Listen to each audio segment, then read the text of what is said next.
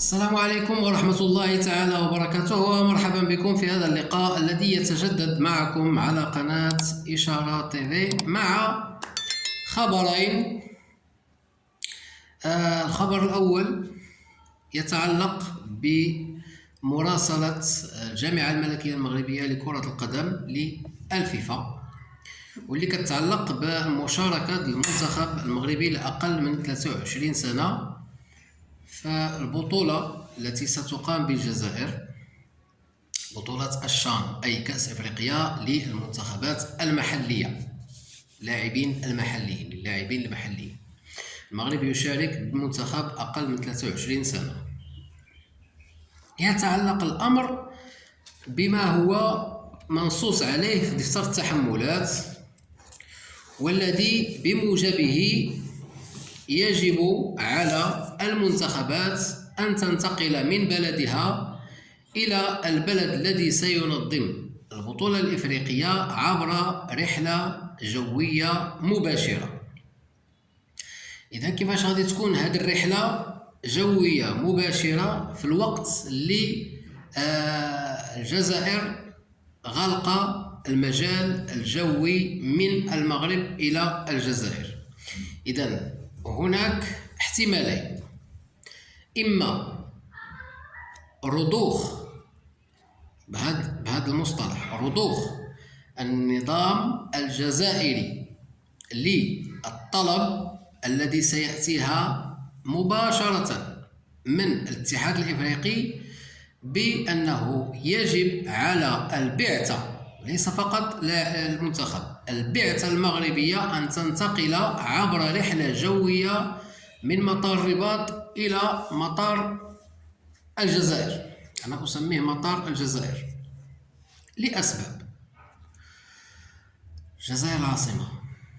إذن يا إما سيتم رفض هذا الطلب لدواعي سياسية، هنا سيكون بأن الجزائر تقحم ما هو سياسي فيما هو رياضي. في هذه الحالة هذه يمكن للمنتخب المغربي أن يقاطع أو ينسحب، ولن يتعرض لأي عقوبة من الاتحاد الإفريقي، لأن الأسباب هي خارجة عن إرادته.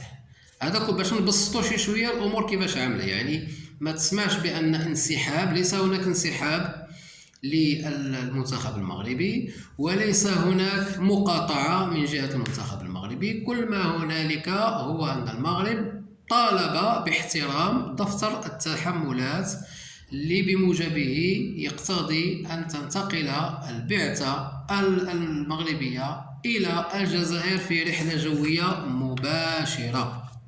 هذا كل ما في الأمر.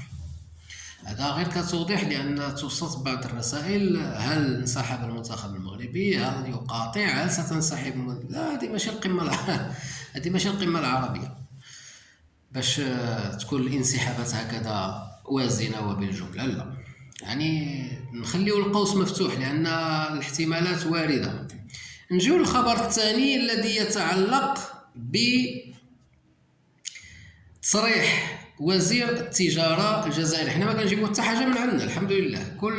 كل المعلومات عندما يتعلق الأمر بشيء في المغرب كنجيبو المعلومة من مصدرها، عندما يتعلق الأمر بالجزائر نأتي بالمعلومة من مصدرها. احنا فقط نطرحها، لا نحللها ولا نعطي فيها رأينا. أصلا الرأي راه باين. وزير التجارة يفتتح خط للسكك الحديدية. هذا قبل ما نجيو التصريح ديال الوزير، هذا بحد ذاته خبر أن يقوم وزير للتجارة بتدشين خط للسكك الحديدية. ما العلاقة؟ هل فقط لأن الأمر يتعلق ببلد مثل الجزائر، أم ما دخل التجارة في المواصلات؟ ممكن وزير التعليم يمشي يدشن شي مصنع، وزير ديال الصحة يدشن مركب تجاري. اللي ناض بكري يقضي الغرض، والله أعلم. اللي ناض بكري يقضي الغرض، يدوز للداخلية ياخذ البيرميسيون يمشي. هذا ينوب عن هذا. انا صراحه ما نفكر ما علاقه التجاره بالتجهيز والمواصلات، ما لم اجد اي علاقه بتاتا. غتهنى غير بشويه عليك، لا انا عارفك التعليقات شنو غادي تكتب. الوزير ماذا قال باننا نحن نصدر للدول الافريقيه الجودة نفسها التي نصدرها للدول الأوروبية. لا نصدر لأوروبا ما هو جيد ونصدر لإفريقيا ما هو رديء كما يفعل بعض الجيران. إذن ماذا تقصد يا بهيمة الأنعام؟ ماذا تقصد؟ إذا كنت تقصد بالجيران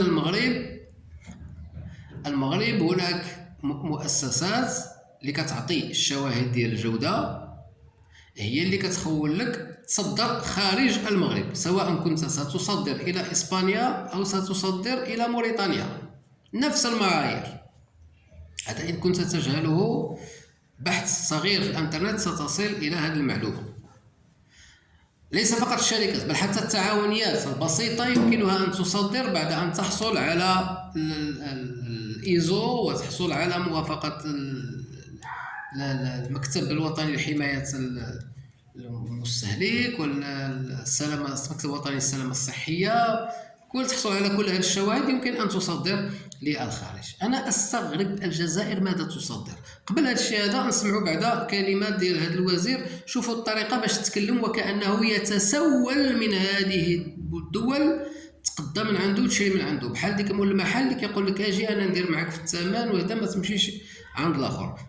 نسمعوا. واضمن لك السعر التنافسي، نحكي معه ونضمن لك أن ما يصدر إلى بلدكم هو منتوج رقم 1، يعني ما يستهلك من المواطن الجزائري، ونفس ما يتم تصديره إلى أوروبا. نحن لسنا بلد يصدر إلى أوروبا النوع الجيد وإلى إفريقيا أنواع سيئة كما يفعل بعض جيراننا. سمعتوا الطريقة اللي كيتكلم بها؟ سمعتوا الأسلوب؟ هذا وزير في حكومة ديال قوة ضاربة. القوة الضاربة تصدر أرجل الدجاج. ماذا تصدر؟